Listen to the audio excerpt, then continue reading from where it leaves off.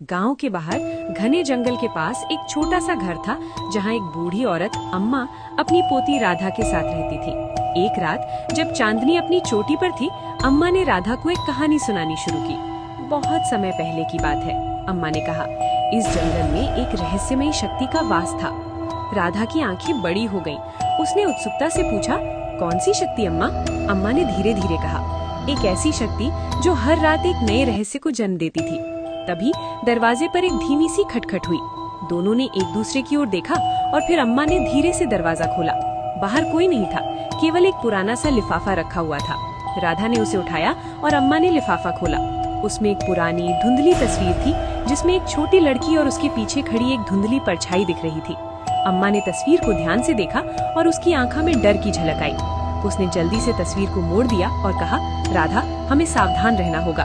ये परछाई जंगल की शक्ति का संकेत है। राधा ने हैरानी से पूछा, कौन है ये परछाई अम्मा? अम्मा ने धीरे से बताया, ये उस लड़की की परछाई है जो कई साल पहले इस जंगल में खो गई थी। कहते हैं कि वो आज भी जंगल में भटक रही है। राधा ने उत्सुकता से पूछा, तो हम क्या करेंगे अम्मा? अम्मा ने धीरे से कहा, हम उस शक्ति का सामना करेंगे। रात के अंधेरे में अम्मा और राधा ने एक लालटेन जलाई और जंगल की ओर चल पड़े। हर कदम पर पेड़ों की सरसराहट और जंगल की अजीब आवाजें उन्हें और भी डरा रही थी। अचानक राधा ने एक हल्की सी आवाज सुनी। अम्मा, क्या तुमने वो सुना? राधा ने डरते हुए पूछा। अम्मा ने सिर हिलाया और कहा, हाँ, चलो, हमें जल्दी करनी चाहिए।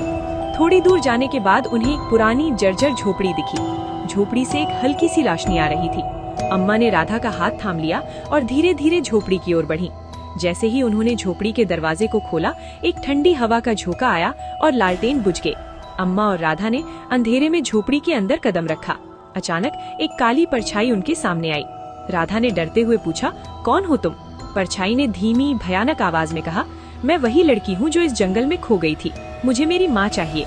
अम्मा ने हिम्मत जुटाकर कहा, हम तुम्हारी मदद करेंगे। बताओ, तुम्हारी माँ कहाँ है? परछाई ने कहा, मेरी माँ इसी झोपड़ी में रहती थी, पर अब वो कहीं नहीं है। अम्मा ने झोपड़ी में चारों ओर देखा और एक पुराने बक्से को खोला। उसमें एक और तस्वीर थी जिसमें एक औरत और वही लड़की थी। तस्वीर के पीछे एक संदेश लिखा था, मैं जंगल की आत्मा हूँ, मुझे मुक्त करो। अम्मा ने उस संदेश को पढ़ा और समझ गयी कि ये आत्मा अपने बंधन से मुक्त होना चाहती है।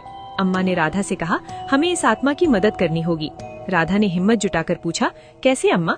अम्मा ने कहा, हम इस झोपड़ी में एक दीपक जलाएंगे और आत्मा की शांति के लिए प्रार्थना करेंगे। दोनों ने दीपक जलाया और प्रार्थना की। धीरे धीरे परछाई धुंधली होती गई और फिर पूरी तरह से गायब हो गई।